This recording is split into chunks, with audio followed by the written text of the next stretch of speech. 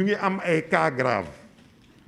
ndax cas grave saa yu nombre bi augmenté les nombres de confirmés su augmenté cas grave yi day augmenté te cas grave yi li ñu seetlu li ci ëpp dafa laal ay mag yoo xam ne am nañ plus de 60 ans ba pare boole ci am yeneen feebar yoo xam ne léeg-léeg sax su yàlla dogalee patient bi faatu ñu bëri dañuy jàpp ne moom faatuwul ci Covid ndax amoon na beneen feebar ñu bëgg a leeral fii que ne ki amee diabète du ne mënta am Covid diabète mën nga ko faju lu tolloog 20 at mu yéeg ak di wàcc mais su ci Covid raxee rek mën na la indil tolof-tolof ki amee asthme ndax dégg nañ nit ñi di wax ne du loolu asthme la amoon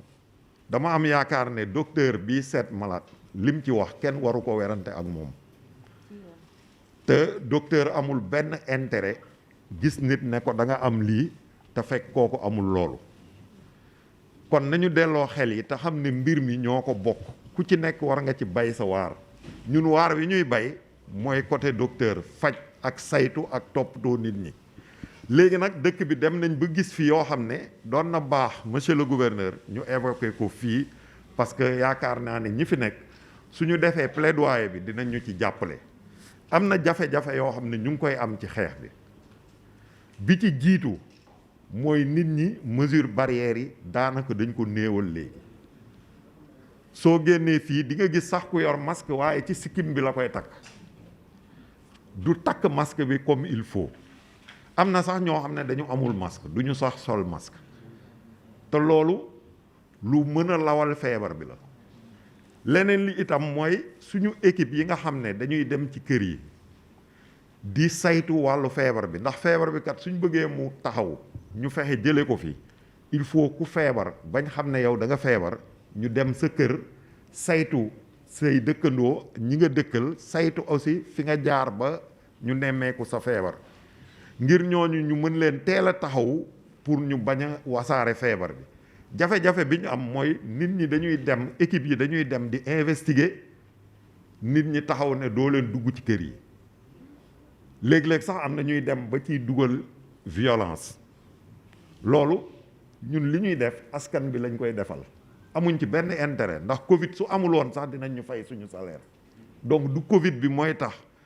ñu li ñuy def dañ koy def ndax dañu bokk ci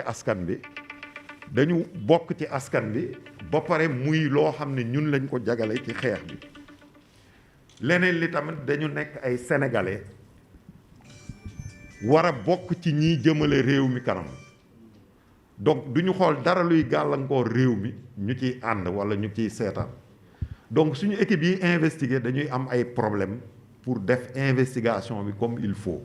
loolu bëgg naa nit ñi jàpp ci leeralal nit ñi ni mu demee leneen li mooy ci wàllu denc ñi nga xam ne ay way dawlu lañ ci feebar bi gis nañ ni denc bi dafa am ay protocole yu ñuy tëral ngir ki faatu bañ a wàll ñi nga xam ne ñoom ñoo koy taxawu protocole yooyu service d'hygiène ñoo ko séq ak sapeur ak Croix-Rouge li ñu gis mooy léegi nit da ciy faatu nga bëgg ko taxawu ngir accompagner famille bi mu am ay hostilité nit ñi jóg bay dem am na fii lu fi amoon ñu lakk suñu ambulance loolu moom man bi ma dalee liggéey ci wàllu santé xëy na yàggul waaye maa ngi koy soog a dégg lakk ambulance surtout ambulance boo xam ne sax dafa gaare ci buntu hôpital loolu moom c'est inadmissible leneen li mooy sapeur pompier yi sànni nañ leen xeer fii ak service d'hygiène ci ay janaasa ak Croix-Rouge loolu defe naa jar na ñu yëkkati ay kàddu ngir delloo si nit ñi delloo si leen seen xel ñun ak ñoom ñoo bokk mbir mi muy sapeur muy service d'hygiène ñëpp ay sénégalais la kenn raxuñu te lii ñuy def réew mi lañ koy defal ko dëkk bi defal ko askan bi kon suñu dakkalee suñu nelaw ay 2 heures 3 heures du matin nga dem ci ay morgue dem ci ay sëg loolu ku sañoon du demee noonu heure boobu dalay fekk ci leneen soo bàyyee sa lépp dem foofu ñu lay sànni xeer ak di la yuuxoo ba am ñuy saaga sax loolu ñaaw na te bëgg nañ kilifa yi wax ci mu dakk ndax feebar bi tey jii ñëpp a war a lëkkaloo jële ko ci dëkk bi loo xam ne ca kaw muy président muy ministre yi muy kilifa réew mi yëpp ba tey kilifa yi daje fi ku yaakaar ne ay caaxaan la walla ay fola xëy na war nañ la gën a yeddaat nga ressaisiru dama ne mbir mi ñun rek ñoo ko fi mën a jële mu jóge fi santé mu ngi def lépp li mu mën mais il faut ñu yombal ñu liggéey bi te lii ñu gis kat suñu bàyyee mu continuer te nit ñi taxawuñu jàppale santé jàppale leen ngir feebar bi jóge fi damay njortu ne kon feebar bi dina fi defaat ab diir te je sais que ni am na dëkk yoo xam ne lëkkaloo nañ jëlee ko ci seen dëkk au prix de sacrifice maanaam dañu taxawal am ci pas-pas bu wér pour jëlee ko fa te génn na fa kon fii nañu gën a booloo jàppoo fexe ba xam ne ñun ñëpp ñoo bokk réew mi bokk tariixa bi bokk yaakaar bokk diine bokk lépp kon ñun du ñu jël dara luy safaan di ko dugal ci dëkk bi walla di ci ànd ak ku koy dugal ci dëkk bi kon li may daaneele samay kàddu mooy ñu ngi sant acteurs yëpp di jiital ci sant bi personnel de santé bi nekk en première ligne personnel de santé bi ñu ngi jànkonte ak ay jafe-jafe yoo xam ne du sax ci wàllu ay technique walla lu ñu leen joxuñu ko mais jafe-jafe yi ñu am mooy surtout relation heurtée yi am léegi entre personnel bi ak communauté bi loolu mooy jafe-jafe bi gën a rëy ndax kuy faj te daanaka ñu lay harceler ak di dal sa kaw loolu mënoon na ñàkk kon ñu ngi jaajëfal personnel bi di leen sant ci turu ministre de la santé turu gouverneur bi toog turu kilifa yi fi toog yépp di sant suñu partenaires yi Croix-Rouge ci état d'urgence bi dafa teg un dispositif pour que guddi gi ku mënta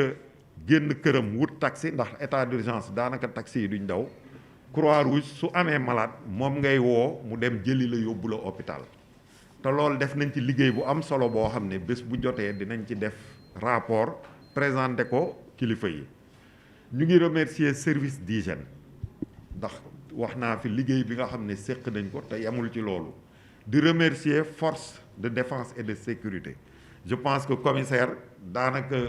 2 heures du matin 3 heures du matin heure yëpp dañuy jokkoo ci ay loo xam ne liggéey yu ñuy séq la ci biir dëkk bi ñu ngi remercier kilifa yi yoon wi xam naa ci loolu laa waroon tàmbalee sax waaye li tax ma bàyyi ba remercier ñi c'est que kilifa yi dañ leen ameel njukkal particulièrement sëñ Mountakha Bachir ñu ngi koy sant di ko gërëm di ko sant bu baax ci taxawaayam ca xeex bi ba mu tàmbalee nga xam ñu bëri sax gëmuñ ko woon moom ci lay yëkkati lu takku jàppalee ko état bi ba pare woo ñu ñun ñi nekk fii Touba yëkkati yeneen ndimbal jox ñu ko ngir ñu taxawu population yi